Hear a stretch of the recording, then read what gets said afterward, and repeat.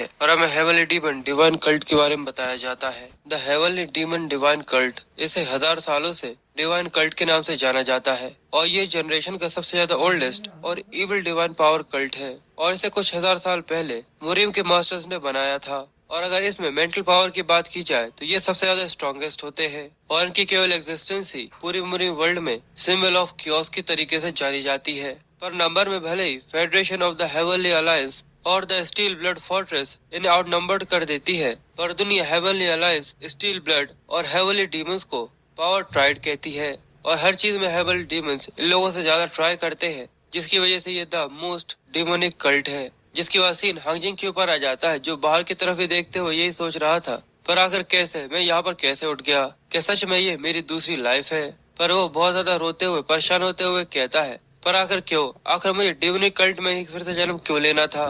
जिसके बाद वो अपने आप को शांत करते हुए कहता है, मुझे सबसे पहले यहाँ की कंडीशन जाननी होगी और फिर सिचुएशन देखकर मुझे फ्यूचर के लिए एक प्लान बनाना होगा। जिसके बाद हमें उसी रात का सीन दिखाते हैं। हाजिन अपनी स्टेल टेक्निक का इस्तेमाल करते हुए चोरी छुपे यहाँ की इन्फॉर्मेशन निकालने के लिए आया हुआ था। वो छुपा हुआ एक दीवार के ऊपर खड़ा हुआ कहता है, मुझे लगता है कि स्टेल टेक्निक की जरूरत से ज्यादा ही है। जिसके बाद हमें 2 गार्ड्स को बात करता हुआ दिखाते हैं। एक गार्ड कह रहा था, डीमन कल्ट डिसाइपल्स में सबसे ज्यादा स्ट्रॉन्गेस्ट आज वापस उठ चुका है, मुझे लगता है कि जल्द ही सबके बीच में फिर से एक और लड़ाई चालू हो जाएगी। तो उसका दूसरा साथी कहता है कि सावधान, कोई तुम्हारी बात न सुन ले वरना तुम यहाँ पर मारे जाओगे। और उसका पहला साथी उससे कहता है, पर ये तो पूरी तरह से मिरेकल है, एक इंसान 6 महीने के बाद अपने क्यू ब्लॉकेज से उठकर पूरी तरह से ठीक होने लगे, पर मैंने सुना है कि उसने अपने पूरे मार्शल आर्ट पावर्स को खो दिया है। तो उसका दूसरा साथी कहता है, पर अगर मान लो उसके पास कुछ मार्शल आर्ट पावर्स वापस रह गई हो तो ये तो बिल्कुल उनके निकनेम की तरह होगा। सच में वो पूरी तरह से मिस्टीरियस डीमन है। जब मिस्टीरियस डीमन उठता है तब उसकी वजह से कुछ लोगों की मौत हो जाती है। जिसके बाद उसका साथी उससे कहता है कि इस चीज की सावधानी रखनी होगी कि अब हमें थर्ड यंग मास्टर की नफ्स से थोड़ा सा बचकर रहना होगा, कहीं हम उन्हें गुस्सा ना दिला दें। तो वो दोनों इस चीज के ऊपर सहमति बरतते हैं और हाजिन ये सुनने के बाद काफी परेशान होते हुए कहता है, यानी ये लड़का सच में बहुत ज्यादा ट्रबल मेकर है और एक निकनेम मिस्टीरियस डीमन आकर ये अपनी जिंदगी किस तरीके से जीता है। जिसके बाद वो आगे कहता है, इस सब को छोड़ो, पर मैं अभी डीमन कल्ट की पूरी तरह से सेंटर में हूँ, इसलिए सबसे पहले मुझे यहाँ से निकलने से पहले एक प्लान बनाना होगा। पर साथ ही बेचारा बहुत ज्यादा थका हुआ लंबी सांस लेते हुए कहता है, पर अगर मैं सच बताऊं तो रात में मेरी स्टाइल टेक्निक कुछ जरूरत से ज्यादा ही हो गई, क्योंकि ये बॉडी एक 18 साल के लड़के की है जो कि पूरी तरह से सूख चुका है। सबसे पहले मुझे मेरी बॉडी को पूरी तरह से रिकवर करना होगा। इसलिए हाजिर मेडिटेशन के स्टेट में बैठकर मेडिटेट करना चालू करते हुए कहता है, तो चलो देखते हैं कि आखिर इसके अंदर क्या है। और थोड़ी देर अपने चक्रास के ऊपर मेडिटेट करने के बाद वो कहता है, जैसा मुझे लगा ही था, इसके एक्स्ट्रा ऑर्डिनरी 8 मेरिडियंस पूरी तरह से एक दूसरे के साथ उलझ चुके हैं। सबसे पहले मुझे इन्हें आजाद करना होगा और ये स्मॉल रूट और ये रूट डेंजॉन। जिसके बाद मुझे ट्रू क्योटिक ब्लेज को ढूंढना होगा और उसके बाद अपनी लाइफ को पूरे तरह से ब्रेक थ्रू करना होगा और उसके बाद मुझे 4th प्रोबेटिव को लाना होगा, जिसके बाद मुझे ये दुनिया फॉर्च्यून के साथ रिवॉर्ड देगी। इस रूम का टेम्परेचर धीरे धीरे करके बढ़ने लगा है और साथ ही हवा भी धीरे धीरे करके भारी होती जा रही है। सबसे पहले मुझे अपनी बाउंडलेस टेक्निक के साथ इसके अंदर की जितनी भी क्लाउडी एनर्जी है उसे इसके अंदर से बाहर निकालना होगा। और ये कहने के बाद अपने अंदर से वो पूरी एनर्जी को बाहर निकालने लगता है, नेगेटिव एनर्जी को बाहर निकालने लगता है। जिसके बाद हमें अपनी पास्ट लाइफ के बारे में बताते हुए कहता है, मेरी पास्ट लाइफ में 9 सेक्ट के कई सारे मार्शल आर्ट को मिलाकर मैंने अपना खुद का मार्शल आर्ट पावर बनाया था, जिसे मैंने बाउंडलेस टेक्निक नाम दिया था। एक ऐसा इंसान होकर जिसके पास कोई भी स्टेट नहीं है, ये बाउंडलेस टेक्निक मेरी लाइफ लाइन है। और ये कहने के बाद हाजिन अपनी आँख खोलते हुए मेडिटेशन से बाहर आता है और कहता है, लगता है कि यही मेरी लिमिट है, पर इसकी वजह से मैं छोटे छोटे गोल्स को अचीव कर सकता हूँ। पर थोड़ी देर बाद वो आगे कहता है, पर यहाँ पर काफी शांति है, क्योंकि काफी समय हो गया मैं उठा हूँ जब से यहाँ पर कोई भी नहीं आया। यहाँ पर डॉक्टर के अलावा कोई भी मुझसे मिलने के लिए नहीं आता। और हमें डॉक्टर का सीन दिखाते हैं जहाँ पर डॉक्टर उसे हाथ जोड़ते हुए कहते हैं कि आपकी स्पीड ऑफ रिकवरी सच में काफी ज्यादा कमाल की है। तो दूसरा आदमी भी उससे कहता है कि हम आपसे थोड़ी देर बाद फिर जरूर मिलने के लिए आएंगे। जिसके बाद हजन आगे कहता है, एक और लड़की आती है जो कि फियर में बहुत ज्यादा क्रैम्बल करती है, यानी डर में कपकपाती रहती है। और हमें उसकी सर्वेंट दिखाते हैं जो कि डर में बहुत ज्यादा कपकपा रही थी और वो कहती है कि यंग मास्टर, मैं आपके लिए यहाँ पर आपकी मेडिसिन लेकर आई हूँ। पर हजन अपने मन में कहता है कि इस कमीने का निकनेम मिस्टीरियस डीमन है, पर मैं पूरी तरह से सेंटर पे हूँ, यानी ये कचरे वाली पर्सनैलिटी के साथ मुसीबत खड़े करने वाले लोगों में से है। पर साथ ही वो अपने आप को समझाते हुए कहता है कि जब तक इस जगह के बारे में मुझे पूरी तरह समझ में नहीं आ जाता हाजिन, तो मैं अपने आप को कंट्रोल करना होगा। जिसके बाद हमें 3 महीने बाद 4th प्रिंस का सीन दिखाते हैं, जो कि उस डॉक्टर से कह रहा था कि ये काफी ज्यादा अजीब है, क्योंकि 3 महीने हो गए हैं और वो चीज को खा रहा है, पर फिर भी उसे अभी तक कुछ भी क्यों नहीं हुआ। तो डॉक्टर उसे कहता है कि आप बिल्कुल, पर ये काफी ज्यादा अजीब है क्योंकि वो पहले से बहुत ज्यादा तेजी से रिकवर हो रहा है। फोर्थ यंग मास्टर गुस्से में उससे आगे कहता है, पर क्या तूने मुझसे कहा नहीं था कि जिसकी मार्शल आर्ट पावर जितनी ज्यादा पावरफुल होगी वो इसकी वजह से उतनी ज्यादा तेजी से नीचे गिरता जाएगा। वो डॉक्टर घबराते हुए कहता है कि हाँ, मैंने बिल्कुल कहा था, पर यह बहुत ज्यादा अजीब है। तो फोर्थ यंग मास्टर उससे कहता है कि मेरा भाई हमेशा मेरे एक्सपेक्टेशन से काफी ज्यादा आगे निकल जाता है। और हमें फोर्थ यंग मास्टर के बारे में बताया जाता है कि इसका नाम होंग इमून है। इसलिए डॉक्टर इमून से पूछता है, तो बताइए आखिर आप हमें आगे क्या करना चाहिए। तो वो कहता है कि जैसा चल रहा है वैसा चलने दो। इमून उससे पूछता है कि रिन यहाँ पर वापस आ चुकी है। तो डॉक्टर उससे कहता है, मुझे ऐसा लगता है कि रिन मेन टेम्पल में कल दोपहर तक आ जाएगी।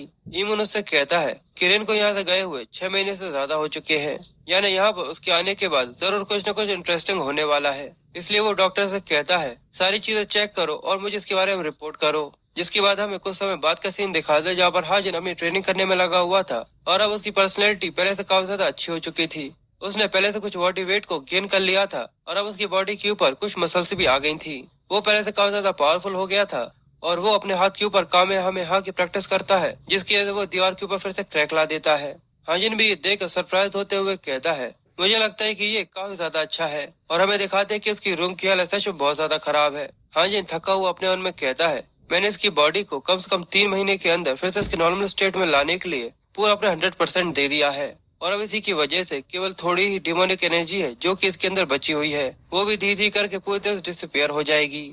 और फिर ट्रेनिंग के खत्म हो जाने के बाद हाजिन की सर्वेंट फिर से उसके लिए मेडिसिन लेकर आ जाती है, पर जैसे ही हाजिन उस दवाई को पी रहा था उसे तभी ऐसा लगता है कि उसके अंदर एक कीड़ा है और उस कीड़े को देखकर हाजिन बहुत ज्यादा डरते हुए जल्दी से उस बॉल को जमीन के ऊपर फेंक देता है, जिसके बाद उसे अपना नाम सुनाई देता है। ये सुनकर वो पीछे डरते हुए देखता है और वहाँ पर उसके मास्टर खड़े हुए थे जो कि उससे कहते हैं, क्या सच में तुम्हें ऐसा लगता है कि तुम हेवनली अलायंस से इतनी आसानी से बच सकते हो? तुम एक बहुत ज्यादा एरोगेंट बेवकूफ हो। मैंने तुम्हें इस दुनिया का सबसे ज्यादा बेस्ट असैसिन बनाया है और तुमने मुझे धोखा दे दिया। भले ही अगर तुम मर भी जाओ उसके बाद भी हेवनली अलायंस से इतनी आसानी से बचना पूरी तरह से नामुमकिन है। और उसकी ऐसी बातें सुनकर हाजिन अंदर से पूरी तरह से डर जाता है और उसे ऐसा लगता है कि वो कीड़ा अभी भी उसके अंदर है। वो बहुत ज्यादा घबराते हुए चिल्लाते हुए कहता है कि ब्लड पैरासाइट, फिर से नहीं। पर तभी उसकी सर्वेंट यंग मास्टर चिल्लाते हुए उसको फिर से होश में ले आती है और हाजिन होश में आने के बाद अपने सामने उस लड़की को देखता है जो कि उससे पूछ रही थी कि यंग मास्टर क्या आप ठीक हैं? और हाजिन ये देखकर अब ये समझ चुका था कि उसका एक हेलुसिनेशन है, यानी वहम है। जिसके बाद उसकी सर्वेंट दवाई पिलाने के बाद वहाँ से चली जाती है, पर हाजिन अभी भी बहुत ज्यादा घबराया हुआ अपने मन में कहता है कि ये नई जिंदगी अभी भी मेरे लिए किसी सपने की तरह है। क्या सच में मैं पूरी तरह से फ्री हो भी सकता हूँ? जिसके बाद वो अपने आप को पूरी तरह से साफ करता है और फिर नए कपड़े पहनता है। पर तभी वो बाहर किसी की बात करने की आवाज सुनता है। क्या वो अंदर है? पार्डन, हाँ वो अंदर है, पर आप अभी अंदर नहीं जा सकते। और ये आवाज सुनने के बाद उसे ऐसा लगता है शायद फिर से कोई डेमोनिक कल्ट का बास्टर्ड है जो कि यहाँ पर से मिलने के लिए आया है। इसलिए हाजिर बुरा सा मुंह बना लेता है, पर बाहर से आवाज आती है कि मैं यंग मास्टर को आपके बारे में बता दूंगी। पर तभी जोरदार एक थप्पड़ की आवाज आती है जिसकी वजह से हाजिन इस चीज की वजह से अलर्ट हो गया था। जिसके बाद गेट खुलता है और एक लड़की अंदर आते हुए कहती है कि काफी लंबा समय हो गया और हम उसके पीछे दिखाते कि वो सर्वेंट, उसका गाल लाल है। हाजिन भी देख कर थोड़ा सरप्राइज था और वो उस लड़की को देखते हुए जो कि उसकी तरफ बढ़ रही है वो अपने मन में कहता है कि आखिर ये लड़की कौन है? वैसे हमें इसका नाम पता है। रिन अंदर आते हुए हाजिन से कहती है, तुम मेरी उम्मीद से काफी ज्यादा अच्छे दिख रहे हो। पर हाजिन उसको देखकर कंफ्यूज होते हुए कहता है, अगर मैं अभी भी हाजिन होता तो मैं सिचुएशन से कब कब भाग चुका होता। पर रिन उससे कहती है, क्या तुम मुझे यहाँ पर इस तरीके से खड़ा रखने वाले हो? मुझे लगा था कि तुम मुझे एक कप चाय के लिए बोलोगे। पर हाजिन के मन में अभी भी यही चल रहा था कि यहाँ से भाग जाओ। इसलिए वो जल्दी से वहाँ से भागते हुए कहता है कि मुझे माफ करना, पर मुझे एक ऐसी जगह पर जाना है जहाँ पर जाना बहुत ज्यादा जरूरी है। पर रिन उसे पकड़ते हुए कहती कि आखिर तुम यंग मास्टर कहाँ जा रहे हो? तभी वो जल्दी से चुटकी बजाती है और तभी रिन के सामने 2 हट्टे कट्टे बॉडी गार्ड्स आ जाते हैं। सच में ये लड़की यहाँ पर हमारे हीरो को डरा रही है। जिसके बाद वो दोनों बॉडी गार्ड से आगे कहती है, मुझे थर्ड यंग मास्टर से कुछ बहुत ज्यादा जरूरी बात करनी है और मुझे ये नहीं पता कि आखिर ये बात कितनी ज्यादा लंबी चलने वाली है, इसलिए तुम लोग बाहर जाकर मेरा वेट करो। ये सुनकर वो दोनों वहाँ से बाहर चले जाते हैं और हाजिन के सामने एक गेट लग जाता है। बेचारे के मुंह पर उसी का गेट लगा दिया। सच में ये बहुत ज्यादा बुरा है, बेचारा अपने रूम से बाहर नहीं जा सकता। जिसके बाद रिन बड़े ही आराम से वहाँ पर बैठते हुए कहती है कि आखिर यहाँ पर बैठ जाओ क्योंकि हम लोगों को कुछ ऐसी चीजों के ऊपर बात करनी है। क्या तुम्हें ऐसा नहीं लगता? पर रिन के दिमाग में अभी भी यही चल रहा था कि आखिर यहाँ पर क्या हो रहा है। जिसके बाद अपने दिमाग में एक प्लान लाते हुए वो कहता है कि मैंने अपनी बॉडी रिकवर करने के लिए अपने स्वेट को यानी अपने पसीने को अभी तक नहीं पहुंचा है, इसलिए प्लीज तुम यहाँ पर वेट करो जब तक मैं चेंज कर नहीं आ जाता। पर रिन उससे कहती है कि ठीक है, मैं यहाँ पर वेट करूंगी।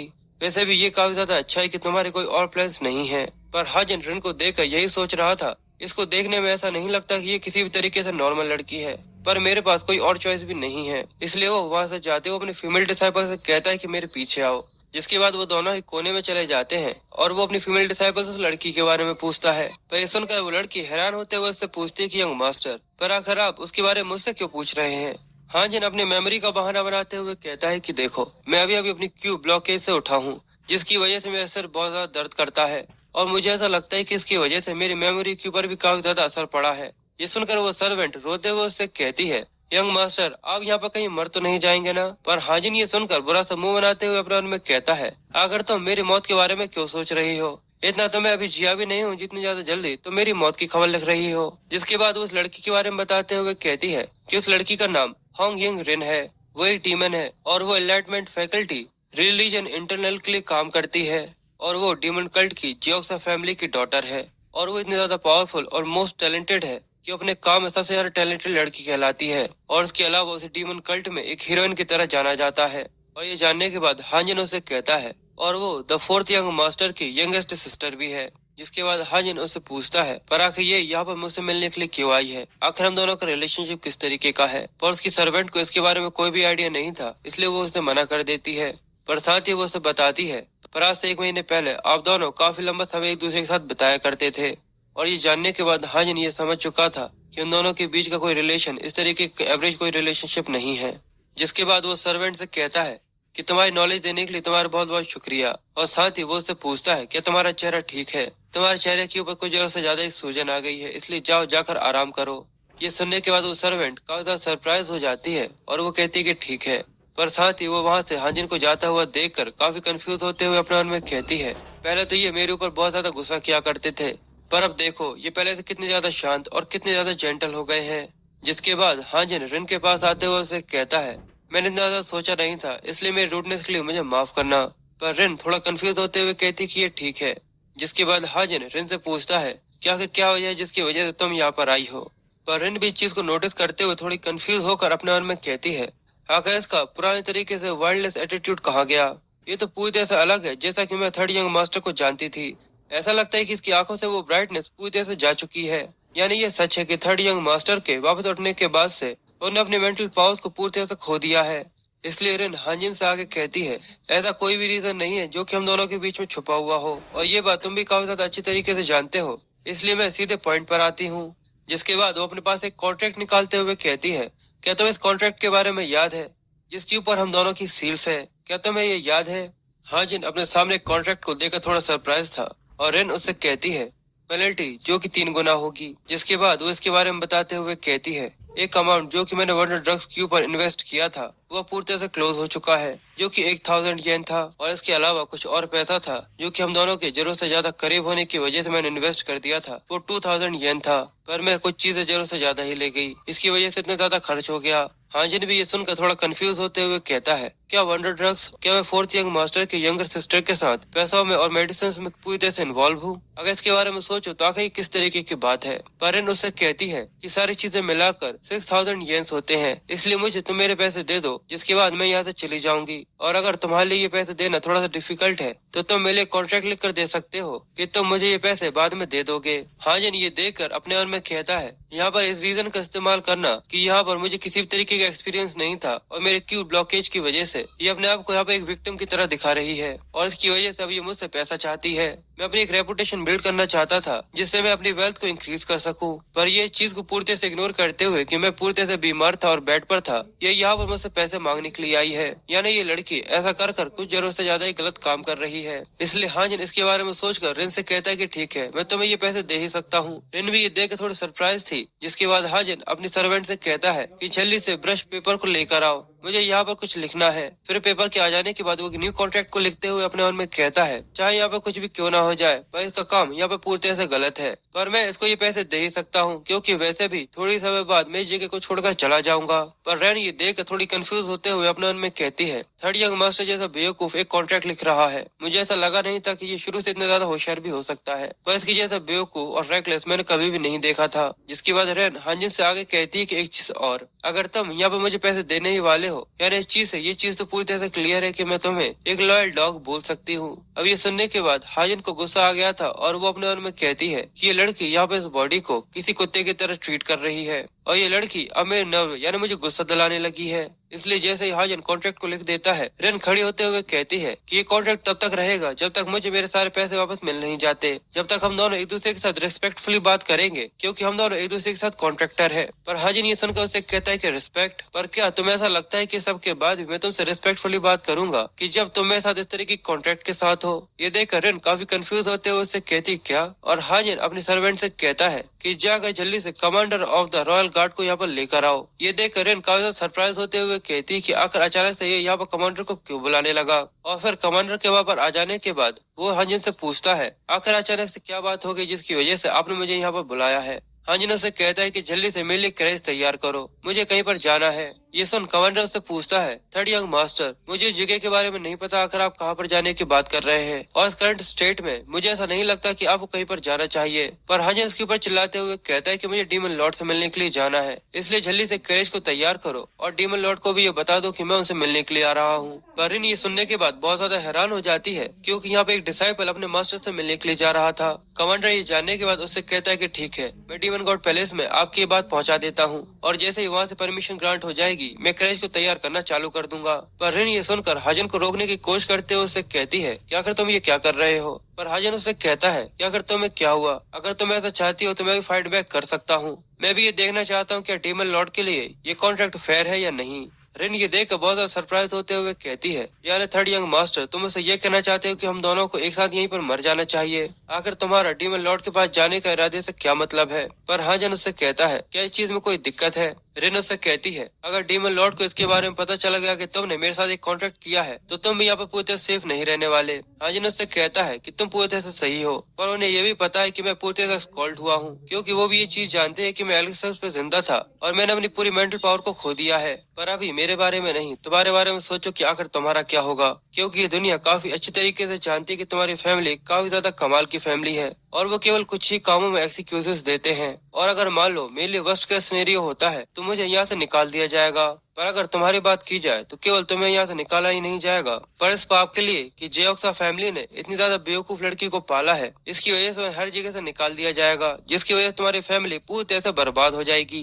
रेन ये जानने के बाद बहुत ज्यादा शौक हो जाती है और पसीना पसीना भी, क्योंकि वो ये सब इमेजिन करने के बाद बहुत ज्यादा डर चुकी थी। जिसके बाद हाजिन उससे कहता है कि ठीक है फिर मिलते हैं, मैं अभी यहाँ से पैदल जा रहा हूँ। रेन उसे रोकने की कोशिश करते हुए कहती है क्या तुम एक सुप्रीम लीडर नहीं बनना चाहते? हाजिन ये जानकर उसे कहता है क्या सुप्रीम लीडर, वो भी इस बॉडी के साथ? क्या तुम पूरी तरह पागल हो गई हो? क्या तुम्हें ऐसा लगता है कि जब से मैं उठा हूँ क्या मेरा यहाँ पर कोई चांस है सुप्रीम लीडर बनने का? इसलिए वो उसे आगे कहता है चलो हम लोग एक दूसरे के साथ डीमन पैलेस के अंदर मिलेंगे। पर रिन बहुत ज्यादा कपकपाते उसे कहते कि फिर से रुक जाओ, आखिर मैं यहाँ पर क्या करूँ जिसके बाद तुम यहाँ पर रुक जाओ। हाजिन ये सुनकर कंफ्यूज होते हुए उससे कहता है कि आखिर तुम यहाँ पर किस तरीके की बात कर रही हो। और जैसे ही वो पीछे की तरफ देखता है तो रिन बहुत ज्यादा शर्मा रही थी और वो उससे आगे कहती है आखिर ऐसा क्या कर सकती हूँ जिसके बाद तुम डीमन लॉर्ड के पास जाना वहाँ से बंद कर दो? आखिर मैं ऐसा क्या करूँ जिसके बाद तुम डीमन लॉर्ड के पास नहीं जाओगी? और ये सुनते ही रिन इस मौके का फायदा उठाते हुए उसे कहता है कि इस कॉन्ट्रैक्ट को यहाँ पर टुकड़े टुकड़े कर दो, वो भी अपने हाथों से। और बस इसी के साथ ये पार्ट यहीं पर खत्म हो जाता है। I hope